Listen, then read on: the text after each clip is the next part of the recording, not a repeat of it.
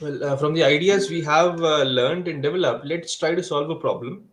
The problem, before we start solving a problem, let's talk about accelerating frames of references. So, if you have, let's say, a cup which has some liquid in it, this is the free surface, the gravity is acting vertically downwards. Now, if I start accelerating the cup, so if I accelerate the cup to the right with an acceleration um, a, and gravity still is acting, of course, and then I would want to find out what will be the pressure distribution of the fluid inside the cup.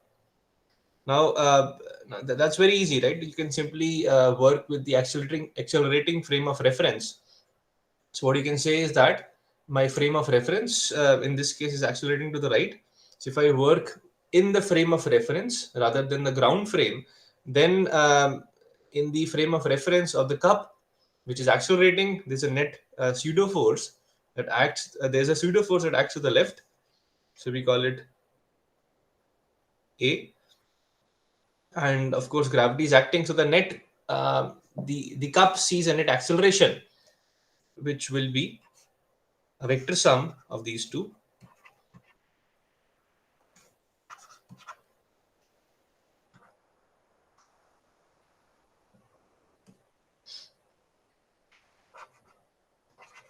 We'll call it A net. And that's pretty much it. So the gradient of P in this case then becomes rho times A net. Earlier we had this grad P equal to rho times G, and this time we have rho times A net. That's pretty much it. So if you do that, then you'll figure out that P, the constant pressure lines in this case, have to be perpendicular to A net. So if A net is in this direction, then if I draw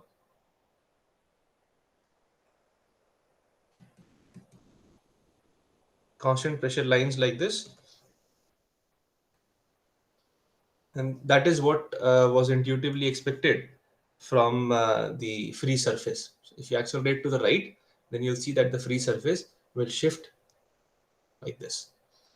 Okay, so this just wanted to discuss this, and then now we'll solve a problem which again is about accelerating frame of references, but this time it is a rigid body rotation. So this is more of a tutorial today, the first half of the lecture.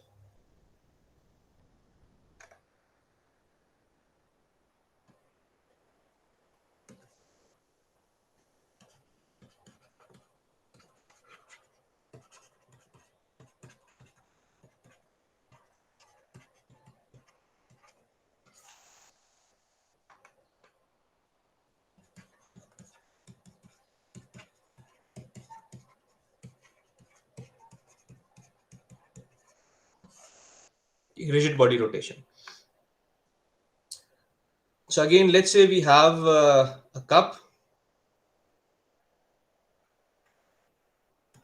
and in this case, we are rotating the body about its center.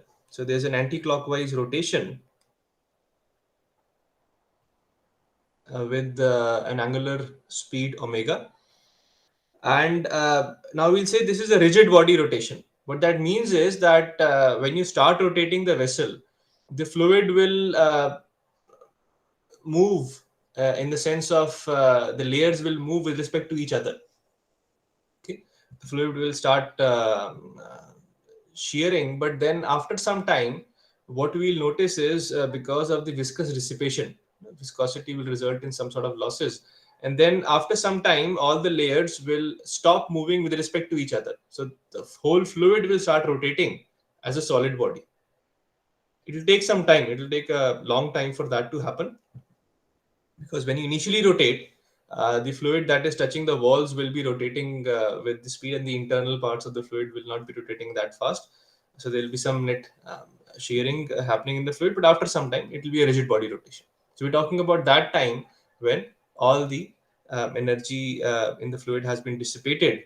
the shear force, the shear shearing motion has finished, and the whole fluid is rotating like a rigid body. Okay, so in that case, we'll want to calculate now the constant pressure lines. Right. So in this case, again, um we have. I mean, if we work in the frame of reference of the rotating vessel, then the forces acting are, one of them is, of course, acceleration due to gravity, but the other one is the centrifugal force in this case, because we're talking about a rotating frame. So the other one, we'll call it a, let's call it CF, centrifugal.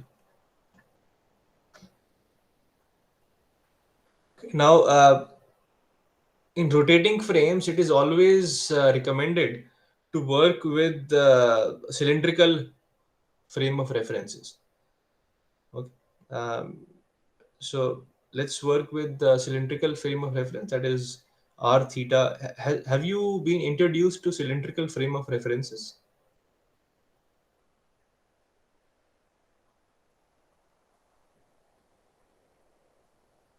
Can somebody comment on it, whether you've heard about the cylindrical frame of reference?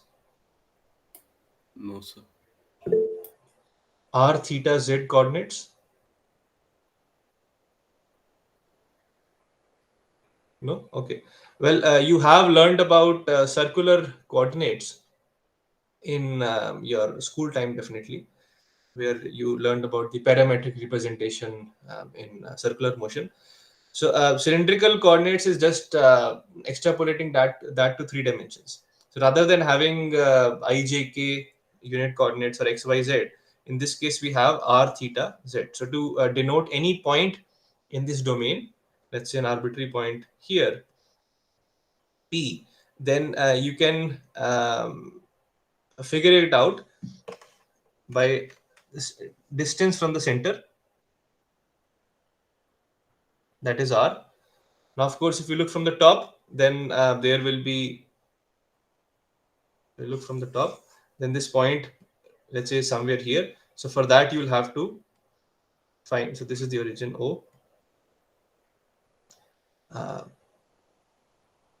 and this point P is at an angle theta from this line. And then, so this is theta. And then, of course, you have to figure out where exactly it is from the base, from here. So this distance is Z. So rather than using X, Y, Z coordinate system, we use R, theta, Z. So whenever we denote a point using R, theta, and Z, this is called the cylindrical coordinate representation.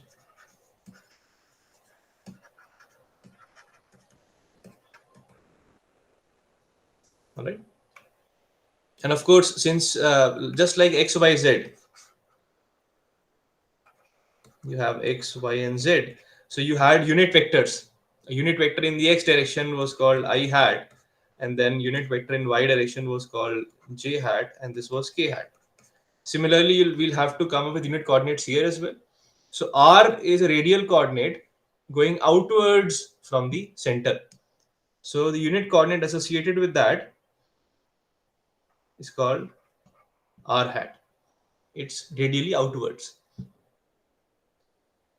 Z hat, or well, let's call it Z hat, is in the Z direction, and Z is measured from the bottom. Okay, and theta hat, interestingly, is always perpendicular to the radial line in the plane, top plane.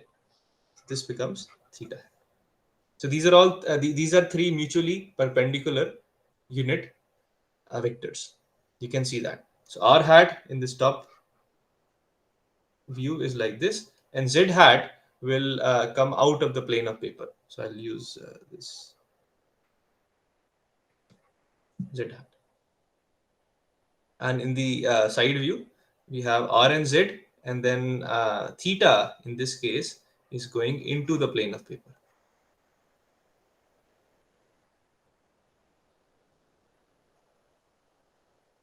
Right. So can we all imagine these coordinate systems?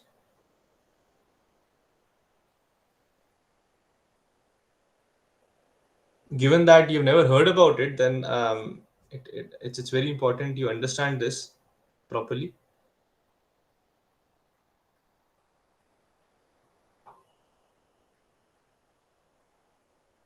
Is there anyone who has any question?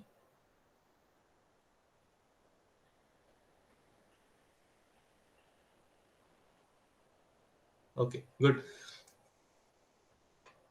Right. So whenever we are working with rotating systems, it's always very effective to work with cylindrical coordinate systems. They're just coordinate systems. That's pretty much it. Okay. Just that unlike the Cartesian coordinate systems, where your I, j, k, I hat, j hat, and k hat are fixed. Unlike that, in the cylindrical coordinate systems, as you move your point P, your r hat, theta hat will change. Z hat will still be the same. It will always point upwards. But you can see that as my point P, for example, goes from here to here, let's use a point Q. Now, if you're working with point Q, r hat is different. But in Cartesian coordinate system, I, j, k, they're all the same. Wherever you work with so here, if I was working with the point Q, even then I would always be in this direction. Wherever I go, I will stay in the same direction. But unlike that, if I work with a point Q in cylindrical in rotating systems, then my r hat this time has changed. This becomes r hat, and theta hat is this one. Theta hat is perpendicular to the line, but this has to be 90 degrees. And then z hat is still the same. That's coming out of the plane if you are looking at this top view. Okay. So that's something that has to be taken care of, because whenever you have a vector relation and you differentiate that. So if I was to differentiate, let's say I had some vector v, which was having a component in the r hat direction, some component, plus some component in theta hat, plus some component in z hat. So when I do a dv by dt, so this becomes, let's call it vr, this component. This is v theta. So in Cartesian coordinates, what we used to do was we'll simply say that this is del vr by del t along r hat and so on. But here we can't do that. We actually have to keep both of these vr times r hat in the bracket, because this term del let's should be d only, dr hat by dt is not zero, because r hat is changing with time. It's rotating. So dr hat by dt will actually be something in the direction of, you can actually figure out r hat changes. So r hat is like this, then after some time it becomes like this. So the change is in the theta hat direction. So dr hat by dt actually comes out in the theta hat direction. Okay. So these are some intricacies about the cylindrical coordinate system. If you're working with that, that's our choice. I mean, this is simply a choice to represent motion in a certain coordinate system that we have decided to use. But if you've decided to use some coordinate system, then we should be understanding the intricacies of those things. Yeah, now is not the time to give you a good practice of cylindrical coordinates, but I'll make a note of it. Let's make a note of it here.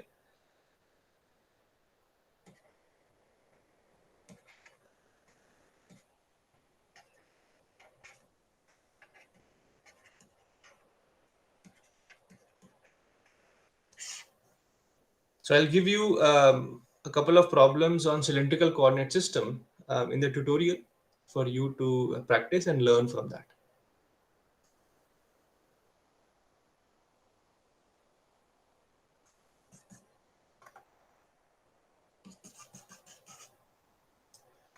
Right. So coming back to the problem that was being analyzed. So we have this rotating vessel, which is rotating at an angular speed of omega, and we have a point P that we have an arbitrary point that we've taken. And now our job is to find out the constant pressure lines. And again, I will not tell you why, but you can write the gradient of pressure, which is basically writing the change in the scalar field pressure in different directions. If you have a scalar field, then it can change in different directions. Like, for example, if you have sometimes you work with these saddle points. So if you have a point P, and if you go in this direction, let's say on the right and left, it becomes a minima. But if you see it from a perpendicular plane, then it could actually be a maxima. Okay. So if this was my x direction and this was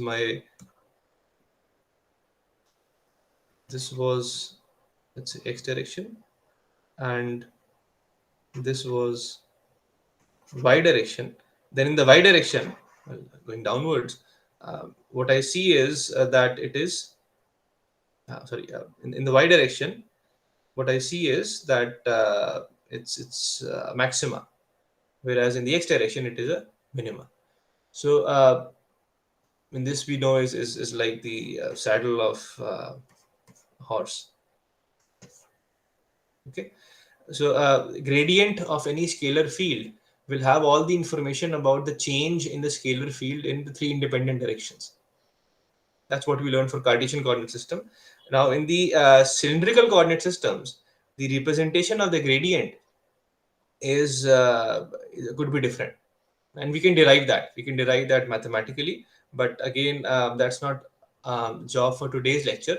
That I will try to address from these problems that I give you on cylindrical coordinates. That will give you a good practice of vector calculus as well. But I'll just write the gradient of scalar field representation in cylindrical coordinates, and you will be learning these things in the course on electrodynamics.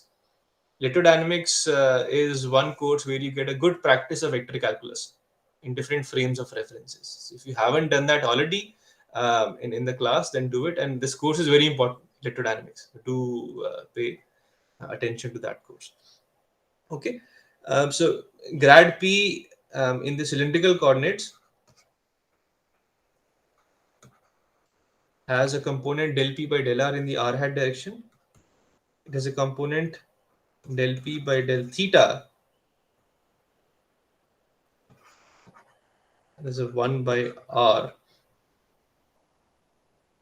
in the theta hat direction, and del P by del Z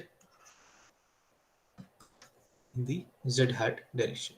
It looks very similar to the Cartesian coordinate system representation, except that you have a 1 by R here.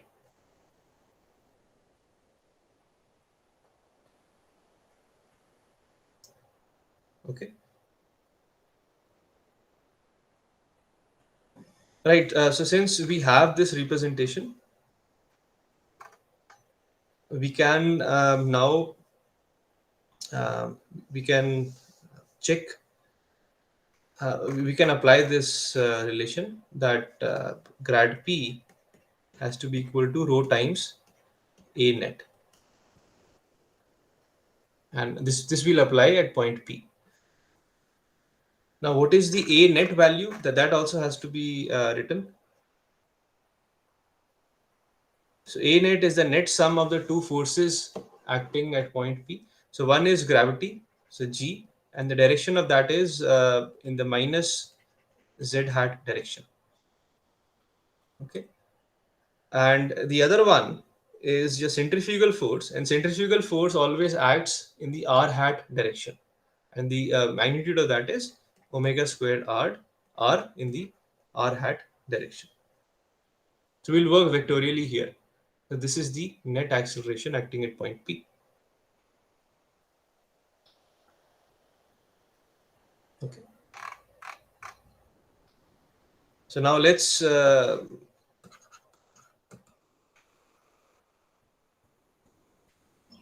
expand this. So this becomes del P by del R along r hat.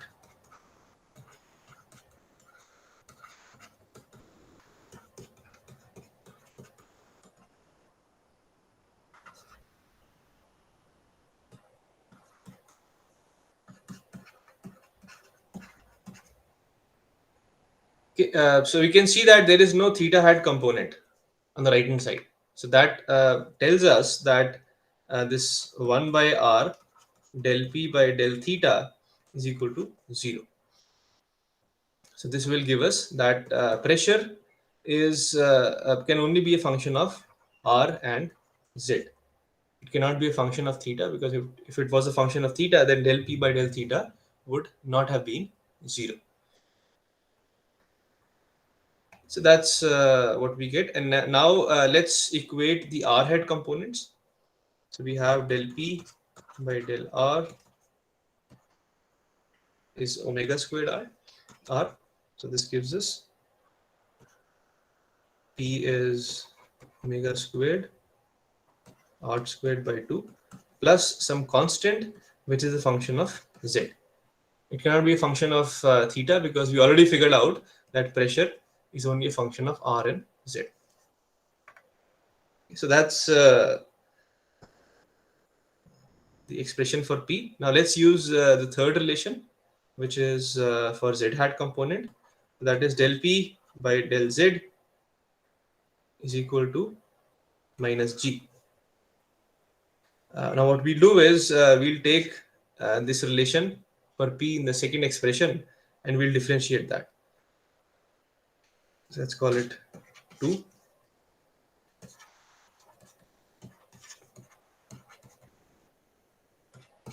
This we'll call 3. So if I differentiate 2 with respect to z, I get del P by del z is equal to 0 plus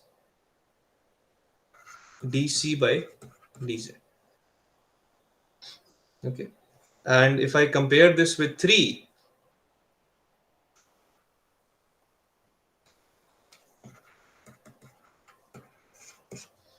so that basically tells us that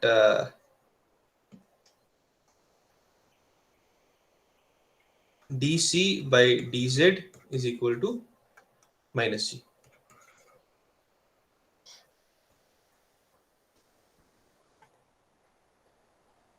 That's typically how we get how we solve gradient problems. So you solve one and then differentiate that with respect to the other. That's much easier. Okay, so dc by dz is g, so c becomes minus g times z. And now I substitute this c in expression number 2.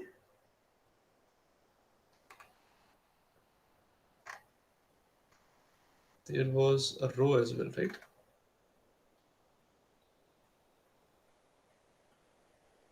So we should have multiplied this whole thing by row.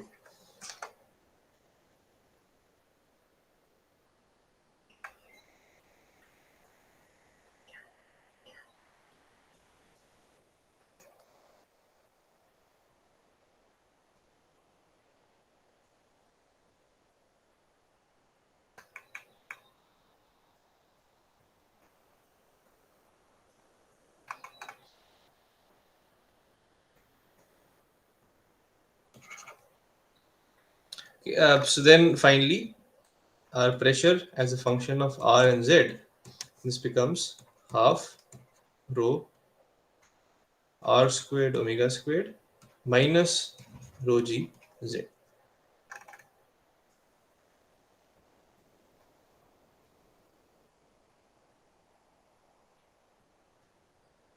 Okay, Okay, and plus we also need to have constant P naught, because if you differentiate that with respect to R or Z, that constant will go away. So that constant has to be there. Is that clear?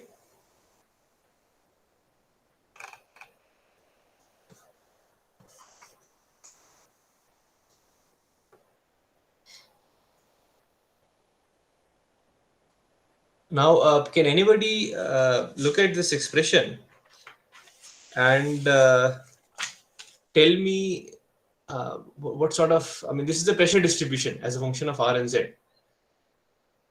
So can you look at it and tell us what, uh, what's the shape of this? How will the constant pressure lines look?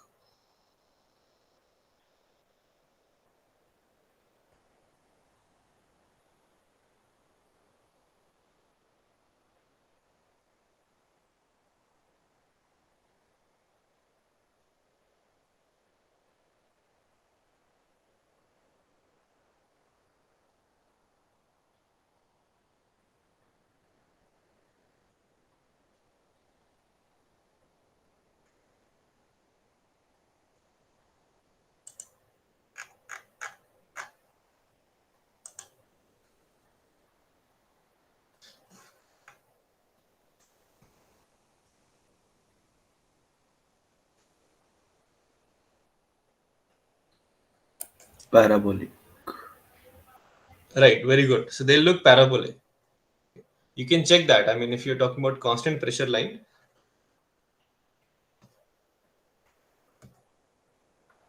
and all you do is you put this P equal to some constant. So what we'll have is we'll have rho R squared omega squared by 2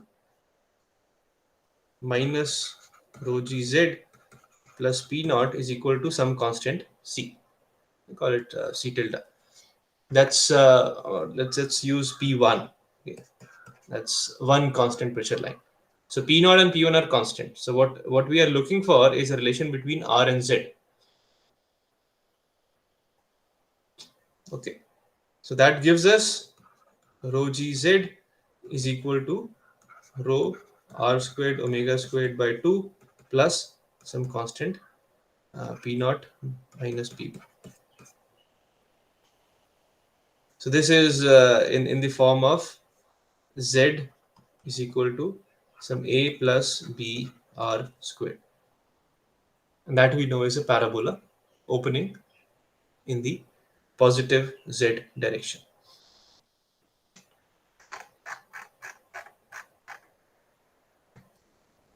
So the constant pressure lines will be like this.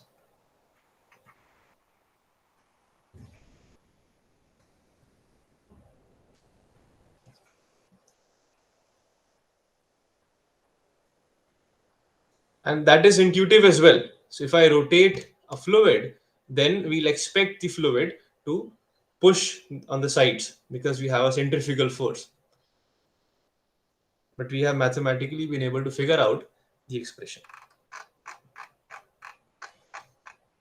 Okay, so this is a parabola, or actually a paraboloid, because it's a parabola rotated.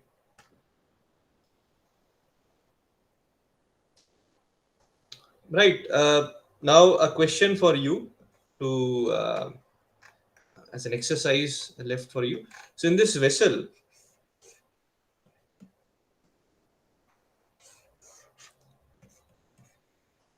where you have these paraboloid pressure lines, what will happen if I leave a very light, let's say solid body? Let's say I take a very light solid body and put it here. Of course, you know there's a force of buoyancy acting on this body, and it's very light. So there's this mg is almost negligible on this solid body. Okay, think of it as a bubble. It's extremely light. The mg is almost negligible. It's an air bubble. So if I put an air bubble here, and let's say I use some sort of syringe and release a bubble, the bubble will rise up because of buoyancy. So you have to figure out what is the path this bubble will take when it rises up. So mathematically, you have to give an expression of the path this bubble will take when it rises up. If this vessel was not rotating, if the vessel was just simply kept where the free surface was horizontal, if you leave a bubble, then the bubble will rise up vertically. That's against the force of gravity. But in this case, I can tell you the bubble will take a path which is exponential. So it will take a path. Of course, you know that it will move perpendicular to the constant pressure lines. So it will move something like this. So this path of the bubble is, let me write the expression, is r equal to some constant times exponential minus omega square r upon g. So it's an exercise for you to show that the path is actually given as this expression. Okay, so please practice that in your own time.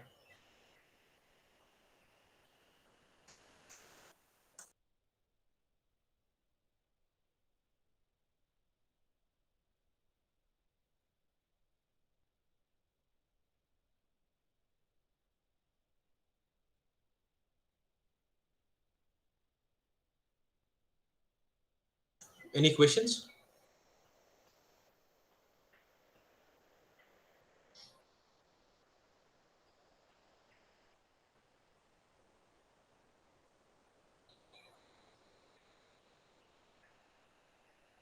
Right, so let's start with the next topic, the more interesting part of this course called fluid dynamics.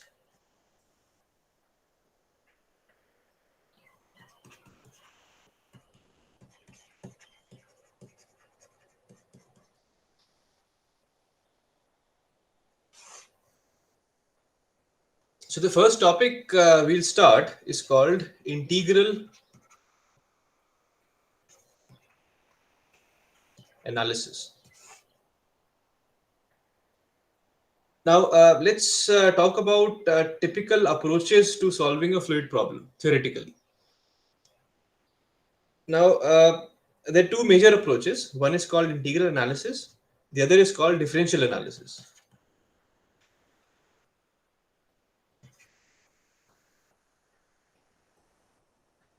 Now, we discussed in the beginning that our aim as mechanical engineers is to find forces acting on bodies which may be moving in fluids or internally in systems where the fluid is moving inside a pipe or a duct. So our job always is to find some sort of forces. Now, if you're interested to find the overall force, so if I ask you a question that let's say we have a plate and we have a nozzle that releases some fluids, and the fluid impinges on the plate with high speed, and then it leaves in the perpendicular direction. So we have to find out, I mean, you know that if you impinge a fluid on a plate, the plate will experience a force to the right hand side direction. For that, you will have to hold the plate. So what is the force with which you have to hold the plate, or what is the force that is being applied by the jet on the plate? So these things are the questions one has to answer. So if I had to answer this question, now this can be easily solved using integral analysis. So in integral analysis, you don't try to figure out the distribution of forces on the plate, but rather you would find out the overall or the net force acting on the plate, the net force or net torque. So it's all about net effect of some fluid phenomena on the solid body. So that's easily approached using integral analysis. So let's write that.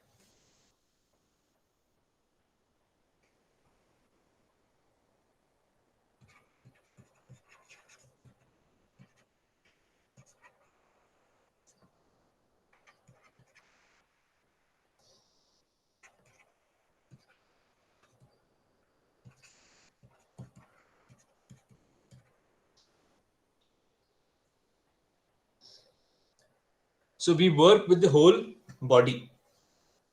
We'll say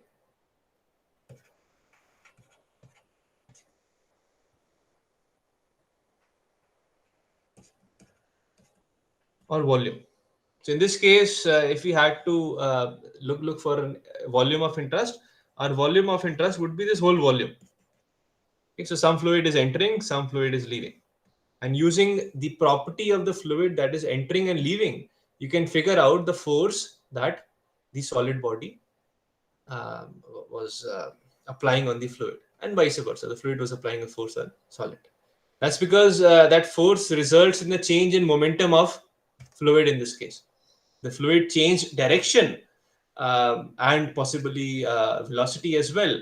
I mean, velocity is like speed because of the solid hitting. If the solid was not there, then the fluid will keep moving with the same momentum. The momentum will not be lost. So the momentum changed because of a force that was applied on the fluid. So using this idea, we can look on this green volume that I've drawn and just focus on what was the momentum entering and what was the momentum leaving for the fluid. And based on this, we can figure out the net force that the fluid applied on the solid. So this is called integral analysis. We don't care about what was happening at different points on the solid. It could be the case that at some points the force that was applied was larger than the other points, but we don't want that in the integral analysis. On the other hand, in the differential analysis, you would want to know, as the name suggests, point by point information of the force or the force distribution.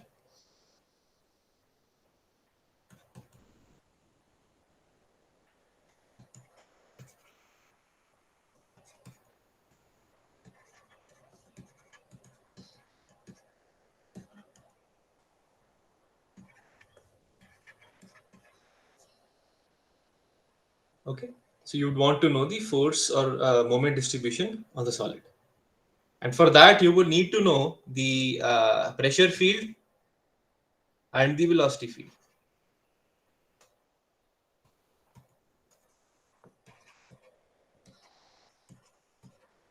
So integral information or the averaged information will not work here. We'll want to know the field values, that is the complete pressure and the velocity field in the flow. That will help us. We'll figure out how to calculate the net force acting on the solid body. Okay, so we'll start with this approach of integral analysis. It makes sense. I mean, rather than before we figure out point by point information, because point by point information can be integrated to give the net information. So let's start with an average sense using some estimate of integrals, and from there we'll go to a more detailed approach called differential analysis that will require us to solve differential equations, as you can guess already. Is that clear?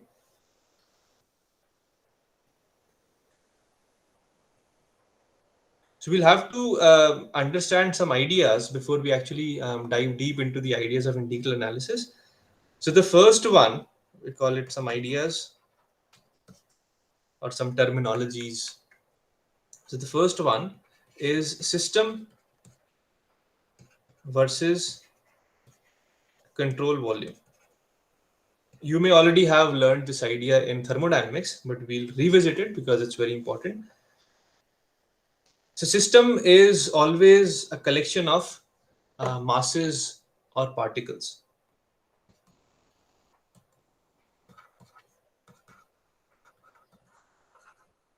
And control volume is a spatial volume,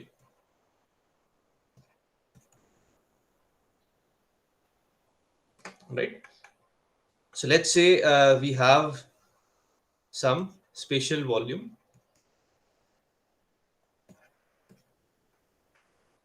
and this we call control volume. Now this this spatial volume or the control volume, it can move.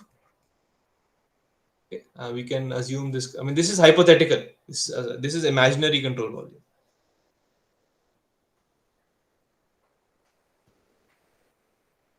Now could or could not coincide with an actual volume that we're dealing with. In the sense that if you're dealing with a box in which you are pressurizing more gas, so that box is actually a physical volume, and that also becomes a control volume. But you could also take half of that box, which is not an actual volume in the sense that there's no boundary for the half plane, but you can still consider that as a control volume. So control volume can be real or could be imaginary. So let's not write imaginary.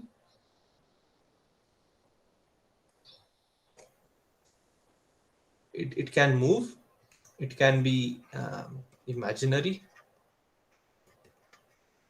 it can even expand or contract. That would be negative expansion. So control volumes could be a balloon. If you are filling a balloon with air, then you can think of the balloon surface as a control volume. So that control volume is actually changing with time. Okay. Now, why do we talk about the ideas of system and control volume?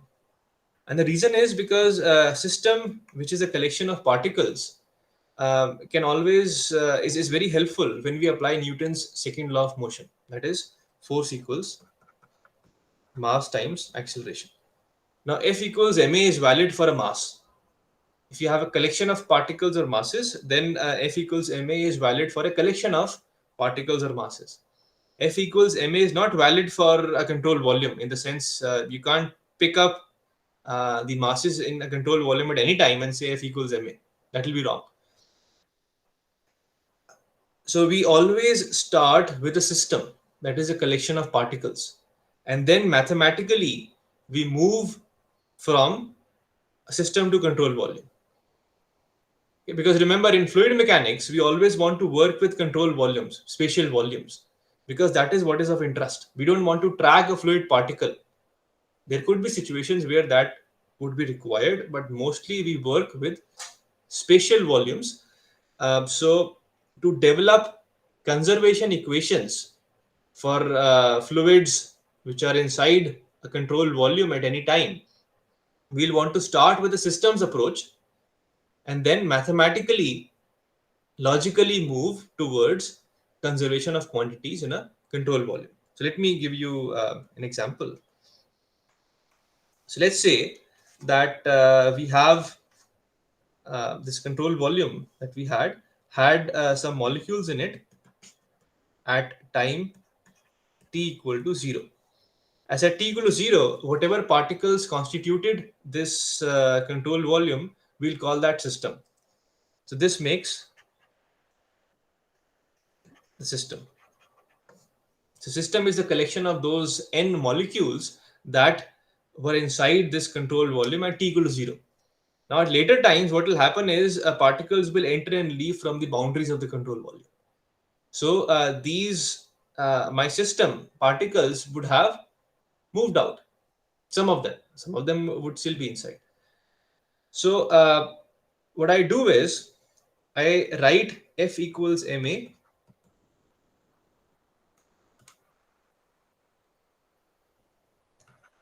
at t equal to 0. That is for the system. Okay, and from there, through multiple steps, I'll want to find out the d by dt, let's say of some quantity b. I don't know what that quantity is. I'm not telling you, but it's some quantity that is inside control volume. So I start with um, d by dt of b for system. Now b could be momentum, b could be mass, b could be anything.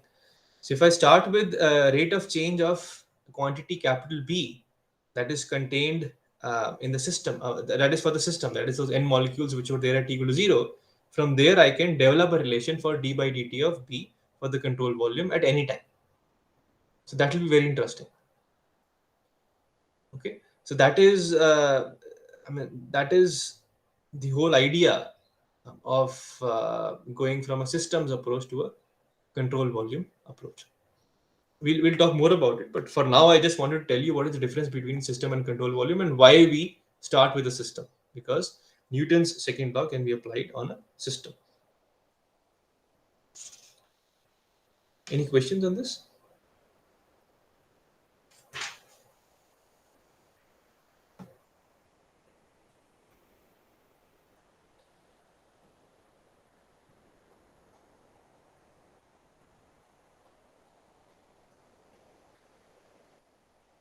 And this this approach from going from the rate of change of a system quantity to rate of change of a control volume quantity, this results in a theorem called the Reynolds transport theorem.